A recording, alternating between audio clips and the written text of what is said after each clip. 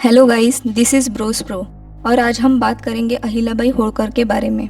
अगर आपने हमारे मराठा साम्राज्य, छत्रपति संभाजी, छत्रपति राजाराम, छत्रपति शाहू, महारानी ताराबाई ये वीडियो नहीं देखे तो नीचे दिए गए डिस्क्रिप्शन पे क्लिक करके देख लीजिए। मल्हारपुत्र खंडेराव की शादी अहिल्याबाई से हुई। कुंभेरी के युद्ध में खंडेराव की मौत हुई और अहिल्याबाई ने सती जाने की तैयारी शुरू की। अहिल्याबाई होळकर के पिता समान ससुर मल्हारराव ने उन्हें सती जाने से रोक लिया। मल्हारराव के जाने के बाद अहिल्याबाई अकेली पड़ गई। उनके बेटे मालेराव में इतनी चमक नहीं थी। उन्होंने मालेराव को सुधारने का बहुत प्रयास किया पर वो असफल रही। अहिल्याबाई को एक बेटी थी, उनका नाम था मुक्ताबाई। उन्होंने अपनी बेटी का स्वयंवर करना चाहा और कहा कि जो कोई मेरे राज्य के चोर और डाकुओं का नाश करेगा उसकी शादी मैं अपनी बेटी मुक्ताबाई से करूंगी। जाति, धर्म, ऊंच नीच इन सब चीज़ों को दूर रखकर अहिल्याबाई होळकर ने अपने सुविचारों का परिचय समाज को दिया।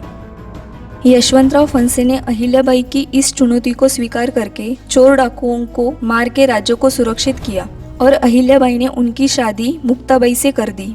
पर दुर्भाग्यपूर्ण मुक्ताबाई की कम उम्र में ही किसी बीमारी के कारण मृत्यु हो गई और 3 साल बाद यशवंतराव भी गुजर गए। अहिल्याबाई ने जिंदगी में ऐसे बहुत दुखों का सामना किया। अहिल्याबाई के बारे में नाना फडणवीस कहते हैं, पुरुषार्थ और दूरदृष्टि के मामले में अहिल्याबाई जैसा कोई भी नहीं है।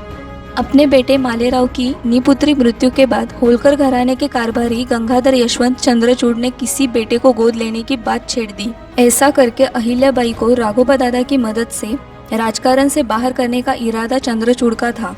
इस कमजोर वक्त को देख राघोबा दादा ने अपनी फौज तैयार करके अहिल्याबाई के राज्य पर आक्रमण करना चाहा। ये बात जब अहिल्याबाई को समझी तब उन्होंने बेटा गोद लेने की बात को मना कर दिया और सब सत्ता अपने हाथों में ले ली। मैं एक अबला हूँ, असहाय हूँ, इस भ्रम में कोई ना रहे। मैं जब भाला लिए रणांगण में खड़ी रहूँ तो सबकी हार निश्चित है। ऐसा आह्वान उन्होंने सब सरदारों को किया। तुकोजीराव होळकर ने अपनी चाची अहिल्याबाई का साथ दिया और एक विशाल सेना खड़ी की। अहिल्याबाई ने भी महिलाओं की एक साहसी और अटूट फौज तैयार की। राघोबा दादा को अहिल्याबाई का खलीता मिला। उसमें लिखा था, मैं किस प्रकार की महिला हूँ इस बात का परिचय तो आपको युद्ध में हो जाएगा, पर जरा ये सोचिए कि अगर मैं हार जाऊँ तो मुझ पर कोई नहीं हंसेगा। अगर आप हार गए तो आप तो किसी को मुख दिखाने लायक नहीं रहोगे। राघोबा दादा ने अपने सैनिकों को लौट आने को कहा। अहिल्याबाई ने बहुत से मंदिर खड़े किए, अपने राज्य में महिलाओं को सुरक्षित किया। अहिल्याबाई होळकर के बारे में मुंबई के गवर्नर ने लिखा है कि अहिल्याबाई का चरित्र काफी निर्मल था और ईश्वर भक्ति में तो शायद ही उनकी कोई बराबरी कर सके। इतनी श्रद्धा से अगर कोई काम करे तो अपने राज्य का कितना फायदा होता है वो अहिल्याबाई को देख के समझ आता है। जोआना बेली नामक ब्रिटिश कवि ने 1849 को अहिल्याबाई के ऊपर एक कविता लिखी। For 30 years her reign of peace the land in blessing did increase and she was blessed by every tongue, by stern and gentle, old and young. Yes, even the children at their mother's feet are taught much homely rhyming to repeat.